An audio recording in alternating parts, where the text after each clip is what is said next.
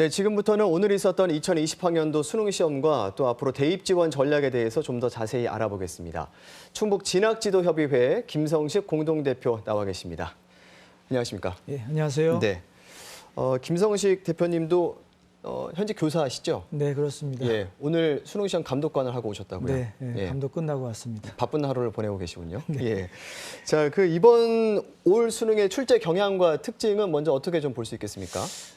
일단 그 국어 영역은 지난해보다 훨씬 쉬웠고요. 하지만 그 전반적으로 평가원 발표와 마찬가지로 올해 2차례 실시된 모의 평가와 그 수험생들의 그 수능 준비 상황을 고려해서 지난해와 비슷하게 출제된 것으로 이렇게 분석하고 있습니다. 다만 그 수학 영역에서 킬러 문항은 좀 전반적으로 다소 쉬웠지만 중간 난이도 정도의 문제가 좀 생소하거나 어려워서 중상위권 학생들의 경우에 그 문항에 따라서 좀 변별력이 생길 것 같습니다. 예, 지금 말씀하신 그 킬러 문항이라는 것은 이제 변별력을 위해서 예. 집어넣은 문항들을 말씀하시는 가장 거잖아요. 어려운 문항이죠. 예, 가장 어려운 문항. 근데 그게 이제 다소 쉬워졌다. 네네. 지난해에 비해서. 네네. 그러면 뭐 탐구 영역이나 다른 영어 영역은 어떻습니까? 그 지난해와 비슷하게 출제된 것 같고요. 영어 같은 경우는 오히려 그 1등급 그 인원이 작년 대비해서 조금 상승할 것으로 예상하고 있습니다. 그럼 전반적으로는 이제 지난해와 비슷한 난이도로 볼 수 있겠다. 네네. 이런 말씀이신 거죠. 네네. 그 지난해 같은 경우에는 그 왜 수시 1차에서 합격을 하고도 네. 수능 최저학력 기준을 맞추지 못해서 네. 탈락한 학생들도 꽤 있었던 걸로 알고 있는데 네네. 그 올해는 어떻게 전망을 해볼 수 있겠습니까? 2020학년도 수능 인원이 감소하였고 또 쉬운 수능 기조를 유지하였지만 그 수학 등 일부 과목에서 좀 체감 난이도가 높은 그런 그 문제들이 다소 출제가 돼서 예. 그 중상위권 학생들 중심으로 수능 최저학력 기준을 못 맞추거나 하는 그런 사례가 생길 것으로 좀 예상이 됩니다. 아, 올해도 비슷하게. 예, 비슷하게. 그럼 만약에 그 수능 최저학력 기준을 맞추지 못한 학생들은 네네. 그럼 앞으로 그 입시 전략을 좀 어떻게 생각을 해봐야 될까요? 수능 최저를 맞춰서 이제 탈락한 학생들은 이제 정시에 지원을 해야 되겠는데요. 예. 그 정시에서도 이제 쉽지 않은 그런 그 어려움이 좀 예상이 됩니다. 하지만 지금 실망만 하고 있을 수는 없고요. 전략을 세워야죠. 네네네. 예. 그래서 몇 가지 좀 추천해 드릴까 합니다. 우선 그 자신에게 좀 그 유리한 영역별 조합을 좀 잘 찾아야 되고요. 예. 또 대학별로 그 예를 들어서 뭐 표준 점수를 반영할 것인지, 백분위 점수를 반영할 것인지, 등급을 반영할 것인지 이런 반영 지표들을 좀 확인할 필요가 있고요. 예. 그다음에 이제 수시에서 2월 인원이 생깁니다.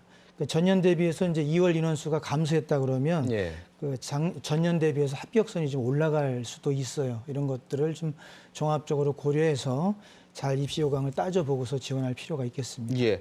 그 뭐 대학별 모집 단위별 이런 반영 지표도 당연히 이제 확인을 해야겠죠. 네네. 예.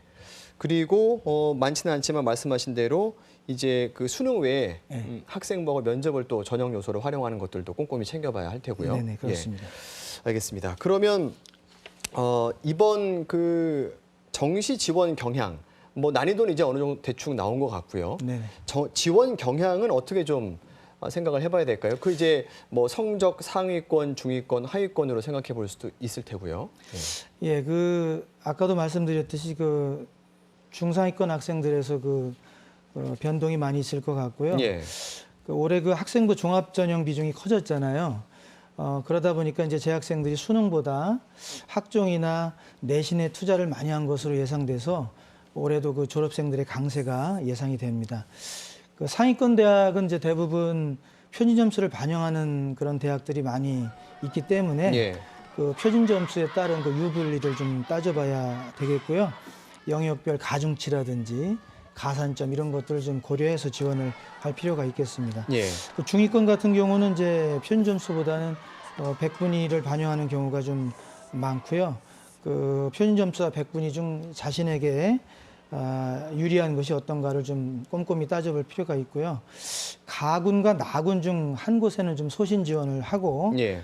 다른 한 곳에는 좀 안정 지원을 할 것을 좀 추천드립니다.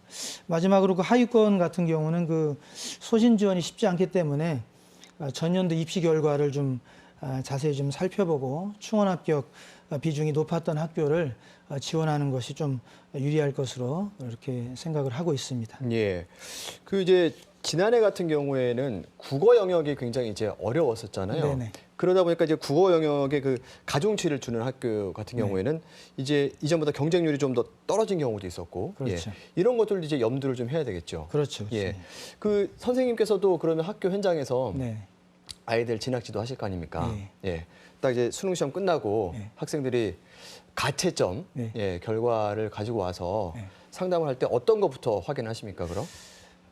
먼저 그 평소 자기가 생각했던 점수보다 좀 잘 나온 영역이 있다 그러면 영역별 조합을 먼저 생각을 하죠. 예. 예를 들어서 이제 4개 영역을 다 반영하는 그런 대학만 있는 것이 아니기 때문에 예. 영역별로 자신이 잘 본 영역들을 골라서 그런 영역들을 중심으로 모집하는 그런 대학들을 먼저 이렇게 찾아보고 추천해 주고 있습니다. 예.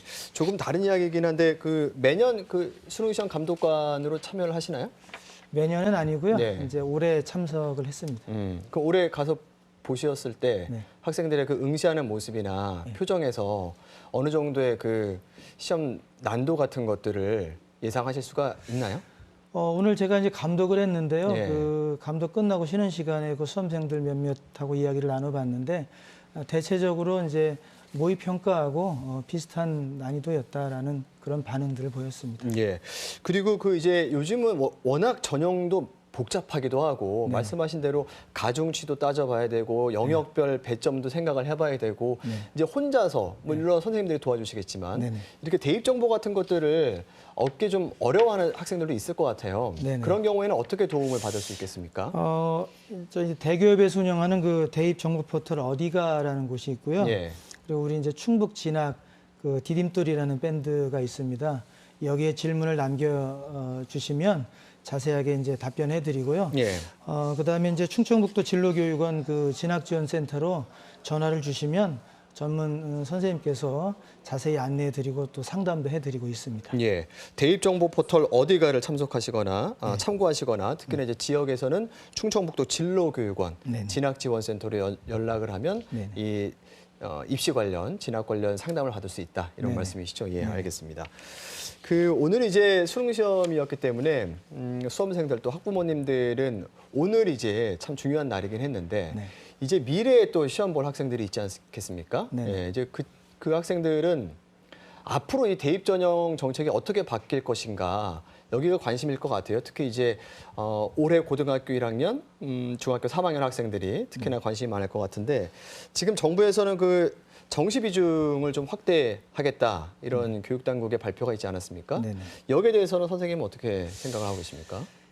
그 대입 제도는 교육 과정의 정상화를 통한 어떤 공교육의 발전이나 미래 인재 육성이라는 측면에서 생각을 해야 됩니다. 예. 1년에 한 번 오지선다 문제를 푸는 수능보다 2년 6개월 동안의 학교 생활을 잘 기록하고 또 그 학교 생활을 통해 학생들의 학업 능력이나 성장 가능성을 판단하는 학생부 전형이 저는 더 적합한 대입 전형이라고 판단을 하고요. 그 정시 확대로 인해서 이제 문제풀이식 수업으로 다시 돌아간다 그러면 지금 2015 개정 교육과정 취지에도 맞지 않을 뿐만 아니라 2025년부터 전면적인 시행 예정인 고교 학점제하고도 전혀 어울리지 않을 것으로 저는 생각을 하고 있습니다. 네. 미래 인재 육성은 어떤 공정성의 문제를 넘어서 우리의 생존 문제라고 저는 생각을 합니다. 인재를 양성하지 못하는 나라는 살아남을 수가 없습니다. 네. 그런 측면에서 정시 비중을 높이는 것은 굉장히 좀 위험하지 않을까 저는 개인적으로 그렇게 생각하고 있습니다. 네. 김성식 대표께서는 이제 정시 비중을 확대하는 것보다는 네네. 이제 지금 현 체제 학종을 유지하는 것이 좋다 이런 입장이신 것 같은데 사실 일반 여론조사 결과를 보면 네. 일반 여론은 교육계하고는 좀 간극이 있는 것 같아요. 교육 현장에서는 정시 비중 확대에 이제 반대하는 목소리가 큰데 네. 일반 여론은 아무래도 공정성 문제를 들어서 정시 비중 확대에 찬성하는 목소리가 더 많지 않습니까? 네. 이런 간극은 어디에서 비롯됐다고 보십니까?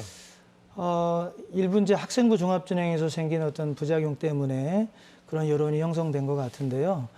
우리가 공정성도 중요하지만 어떤 그 미래에 우리 인재들이 어떤 전형을 어떤 교육을 통해서 양성해 낼 건가에 대해 무게중심을 더 둬야 된다고 생각을 합니다. 또 공정성 부분에 관해서는 우리가 또 고민을 하면서 그런 그 시비가 생겼을 때 그런 것들을 좀 보완하고 개선할 부분들을 찾아서 이렇게 하는 것이 더 중요하다고 생각을 합니다. 네, 알겠습니다. 아침 일찍 수능 시험 이제 감독관부터 해서 오늘 긴 하루를 보내셨네요. 네, 이렇게 네네. 늦은 시간에 출연해 주셔서 고맙습니다. 충북 진학지도협의회 김성식 공동대표였습니다. 고맙습니다. 네, 감사합니다.